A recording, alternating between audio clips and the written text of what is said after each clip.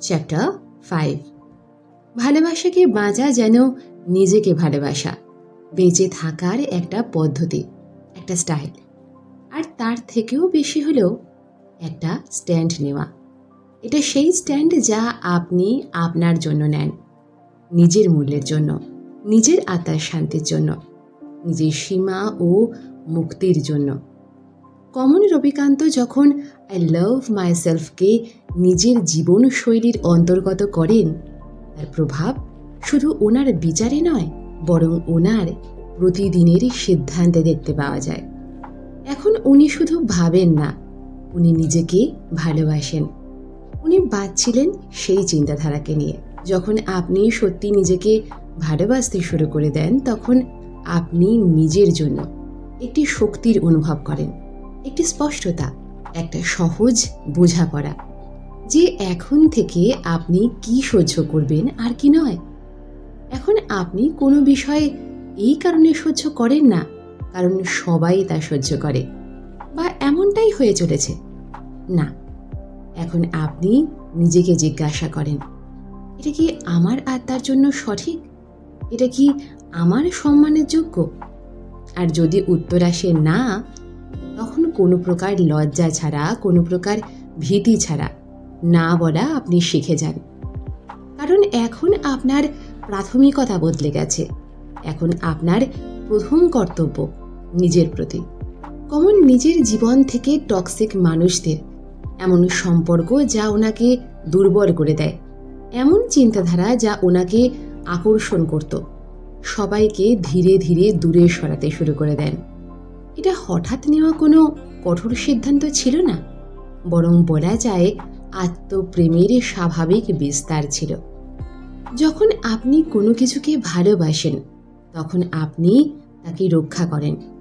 আর যখন আপনি নিজেকে ভালোবাসেন, তখন আপনি মন, মস্তিষ্ক ও শরীরকে রক্ষা করেন। সেই প্রতিটা জিনিসকে যা ওনাকে কষ্ট দেয়, তা সে কোনো অভ্যাস হোক, ব্যক্তি হোক বা পরিস্থিতি। এই পরিবর্তন ধীরে ধীরে আপনার প্রতিটি সিদ্ধান্তে দেখা যায়। আপনি আপনার খাদ্য চয়ন থেকে সম্পর্ক, প্রতিটি ক্ষেত্রেই নিজেকে জিজ্ঞাসা করেন, এটা কি আমার জন্য ভালো? এখন আপনি সেই সকল মানুষদের থেকে দূরে সরে যান যারা আপনাকে ছোট করে, বারবার আপনার এনার্জি শুষে নেয়। এখন আপনি সেই কাজ করা শুরু করেন যা আপনার আত্মাকে খুশি দেয়। তা সে কোনো পেন্টিং হোক বা মিউজিক, লেখা হোক বা শান্তিতে বসা। কারণ এখন আপনি এটা মেনে নিয়েছেন, আমি এর যোগ্য। যখন নিজেকে ভালোবাসা জীবনশৈলী হয়ে যায়, তখন তা ছোট ছোট বিষয়ে দেখতে পাওয়া যায়। যেমন রাত্রে সঠিক সময়ে শুয়ে পড়া, নিজের খেয়াল রাখা, নিজের শরীরের কথা শোনা, নিজের মনের সম্মান করা। এখন আপনি নিজেকে পড়ে থাকা অবশিষ্ট সময় দেন না, বরং সর্বাগ্রে দেখেন। এখন আপনি নিজেকে সেই কেয়ারের সাথে ট্রিট করেন যেমন আপনি আপনার সব থেকে প্রিয় বন্ধুর সাথে করেন। আর এখান থেকেই জীবনের সেই বদল আসে, যা শুধু বাইরে নয়, বরং ভেতর পর্যন্ত প্রভাব ফেলে। কমল লেখেন, এমন একটা সময় আসে যখন আর তাকে নিজেকে এটা মনে করিয়ে দিতে হয় না, আই লাভ মাইসেলফ। কারণ এখন ওনার প্রতিটা চিন্তাভাবনা, প্রতিটা কাজ, প্রতিটা দিন সেই প্রেম দ্বারা পরিপূর্ণ। এখন এটা শুধু একটা অ্যাফার্মেশন ছিল না, এটা তার পরিচয় হয়ে গিয়েছিল। এটাই হলো নিজেকে ভালোবেসে বাঁচা। এই পরিবর্তন আপনাকে কঠিন হতে শেখায়, কিন্তু তা সেই লড়াই ঝগড়ার মতন নয়, বরং শান্ত আর ভালোবাসায় মোড়া কাঠিন্যতায়। এখন আর আপনি ভয় পেয়ে সিদ্ধান্ত নেন না, বরং বলা যায় সত্যের সাথে নেন। এখন আর আপনি বাইরে ভ্যালিডেশন খোঁজেন না, কারণ এখন আপনার মধ্যে সেই স্পেস আছে যা প্রথমেই খালি ছিল।